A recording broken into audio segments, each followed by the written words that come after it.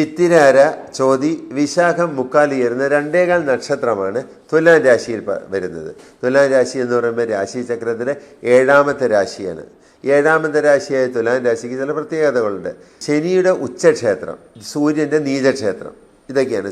സൂര്യൻ എന്ന് പറയുമ്പോൾ സൂര്യക്ഷേത്രം എന്ന് പറയുമ്പോൾ ചിങ്ങരാശി. ചിങ്ങരാശി എന്ന് പറയുമ്പോൾ തുലാം രാശിക്കാർ 11ാം രാശിയാണ്. 11ാം ഭാവത്തിൻ്റെ അധിപനായിട്ടുള്ള രവി നീചം ചെയ്ത ക്ഷേത്രമാണ്. എന്നാലും ശനിയുടെ ഉച്ചക്ഷേത്രമായതിന് ശനി യാതൊരു കാരണവശാലും അങ്ങനെ തുലാം രാശിക്കാർ ഉപദ്രവിക്കില്ല. കാരണം അതിന് ഉച്ചക്ഷേത്രത്തിൽ നിൽക്കുന്നതായിട്ടുള്ള നക്ഷത്ര ഗണങ്ങളായത് കാരണം ഈ രാശിക്കാർക്ക് ശനി തൻ്റേതായിട്ടുള്ള ഗുണങ്ങളെ കൊടുക്കാറുള്ളൂ. ദോഷഫലങ്ങൾ വളരെ കൊടുക്കുമെങ്കിൽ തന്നെ വളരെ കണ്ടകശനി, ഏഴശനിക്ക് ഇവർക്ക് വളരെ കുറച്ച് അനുഭവങ്ങൾ ഇവർക്ക് ഉണ്ടാവാറുള്ളൂ തുലാം രാശിക്കാർക്ക്.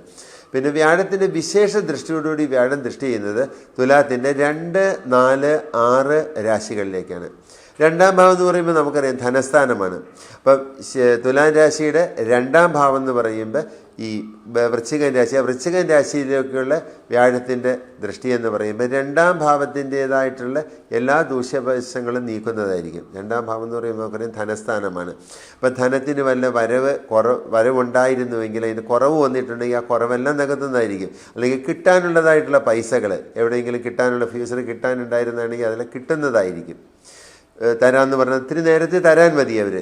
അതുപോലെ തന്നെ പിന്നെ തരാമെന്ന് പറഞ്ഞ് മേടിച്ചിട്ട് കൊടുക്കാത്തവരുണ്ടെങ്കിൽ അത് കൊടുക്കാനും ഒക്കെ മതി. അങ്ങനെ പൈസയുടെ കാര്യത്തിൽ തുലാം രാശിക്കാർക്ക് വളരെ ബുദ്ധിമുട്ടുണ്ടാവാൻ വഴിയില്ല ഈ വ്യാഴത്തിൻ്റെ രാശി മാത്രം. പിന്നെ 4ലേക്കുള്ള വ്യാഴത്തിൻ്റെ ദൃഷ്ടി എന്ന് പറയുമ്പോൾ 4 എന്ന് പറയുമ്പോൾ കുടുംബസ്ഥാനമാണ്. കുടുംബത്തിൽ വളരെ സൗഖ്യവും സമാധാനമൊക്കെ ഉണ്ട്. ഇപ്പോൾ വ്യാഴം നമുക്ക് മകരക്ഷേത്രമായത് കാരണം നമുക്ക് പറയാവുന്നതാണ്.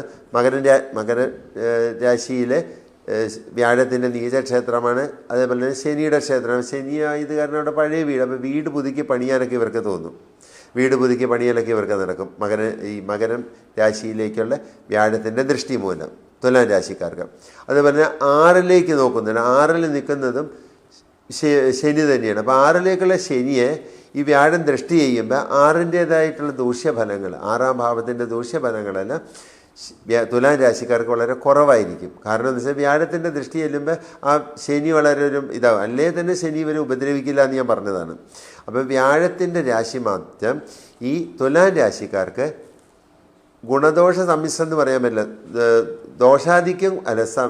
ദോഷാധിക്യം കുറവും ഗുണാധിക്യം കൂടുതലുമുള്ളൊരു കാലമായിരിക്കും വ്യാഴത്തിൻ്റെ രാശി മാറ്റത്തിലൂടെ തുലാം രാശിക്കാർ അനുഭവിച്ച് വരിക.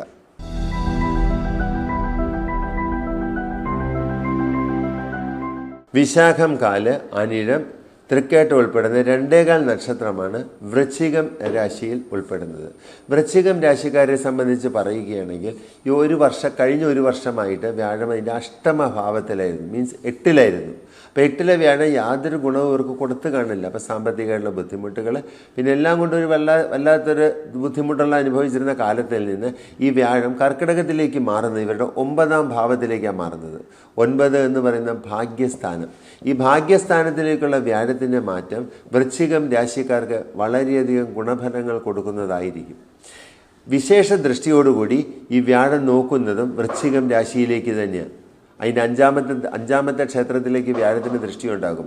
5ാമത്തെ ക്ഷേത്രം എന്ന് പറയുമ്പോൾ വൃശ്ചികത്തിൽ. അപ്പോൾ ഈ വൃശ്ചികൻ രാശിയിലേക്കുള്ള വ്യാഴത്തിൻ്റെ ദൃഷ്ടി വൃശ്ചികൻ രാശിക്കാരെ സംബന്ധിച്ചിടത്തോളം വളരെ ഗുണഫലങ്ങൾ കൂടുന്നതിനൊരു കാരണമാണ്. അതുകൂടാണ്ടുള്ള വിശേഷ ദൃഷ്ടി വൃശ്ചികത്തിന് 3ലേക്കും 5ലേക്കും വ്യാഴം നോക്കുന്നുണ്ട്. ഈ 3ലേക്കുള്ള ദൃഷ്ടി എന്ന് പറയുമ്പോൾ അതറിയാം, 3 എന്ന് പറഞ്ഞാൽ ഈ സഹായ സ്ഥാനം അല്ലെങ്കിൽ കൂട്ടുകാരുടെയൊക്കെ സ്ഥാനമാണ്. ആ ഭാവത്തിലേക്കുള്ള നോട്ടം എന്ന് പറയുമ്പോൾ അതും ഒരു മറഞ്ഞിരിക്കുന്ന മാതിരിയാണ്. 3ലേക്കുള്ള ദൃഷ്ടി ശുഭഗ്രഹമായ വ്യാഴത്തിന് നല്ലതല്ല. എന്നാലും ഈ 3ലേക്കുള്ള ദൃഷ്ടി കാരണം നല്ല സൗഹൃദങ്ങൾ കിട്ടാൻ മതി. ഉള്ള സുഹൃത്തുക്കൾ നല്ലവരായിരിക്കും. ചീത്ത സുഹൃത്തുക്കളായിട്ടുള്ള കൂട്ടുകെട്ട് ഇവർക്ക് പറ്റില്ല ഇനി ഈ ഒരു വർഷത്തിലേക്ക്. അതുകൂടാണ്ട് 5ലേക്കുള്ള ദൃഷ്ടി എന്ന് പറയുമ്പോൾ 5ാം ഭാവം എന്ന് വെച്ചാൽ ബുദ്ധി, മനസ്സ്, ഇതിൻ്റെയൊക്കെ ഇവരുടെ മനസ്സൊന്ന് ഉണർന്ന് പ്രവർത്തിക്കാൻ തുടങ്ങും. അതുപോലെ തന്നെ വീട്ടിലാണെങ്കിൽ കുടുംബസ്ഥരെ പറ്റി പറയുകയാണെങ്കിൽ അവരുടെ സന്താനങ്ങളെ കൊണ്ട് ബുദ്ധിമുട്ടിയിരുന്നൊരു കാലമാണെങ്കിൽ സന്താനങ്ങളാൽ ഉള്ള ബുദ്ധിമുട്ടുകൾ അവർക്ക് മാറിക്കിട്ടും. കാരണം അവർ നേർവഴിക്കൊക്കെ പോകുന്നുണ്ട്. വളഞ്ഞ വഴിക്ക് പോയിരുന്നവരാണെങ്കിൽ നേർവഴിക്ക് പോകാൻ മതി ഈ സമയത്ത്, ഈ കാലഘട്ടത്തിൽ. അങ്ങനെ വ്യാഴം വൃശ്ചികം രാശിക്കാർക്ക് വളരെ ഗുണഫലങ്ങൾ ചൊരിയുന്നൊരു വർഷമാണ് ഇനിയും വരുന്നത്.